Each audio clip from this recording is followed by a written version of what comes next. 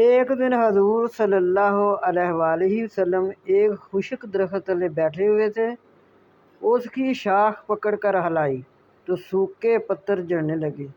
آپ صلی اللہ علیہ وآلہ وسلم نے فرمایا، دیکھو اس طرح انسان کے گناہ لا الہ الا اللہ واللہ اکبر سبحان اللہ والحمد للہ کہنے سے جڑ جاتے ہیں۔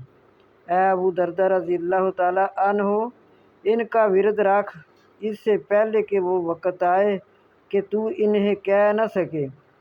یہی باقیات صالحات ہیں، یہی جنت کے خزانے ہیں۔ اس کو سن کر حضرت ابو دردہ رضی اللہ تعالیٰ عنہ کا یہ حال تھا کہ اس حدیث کو بیان فرما کر فرماتے کہ واللہ، یعنی اللہ کی قسم، میں تو ان کلمات کو پڑھتا ہی رہوں گا، کبھی اس سے زبان نہ روکوں گا۔ وہ لوگ مجھے مجنون کہنے لگے، یعنی مجھے دیوانہ پاگل کہنے لگے، تو میں یہ ہر وقت ان الفاظوں کو زبان پر رکھوں گا۔ ابن ماجہ میں بھی یہ حدیث دوسری سند سے ہے۔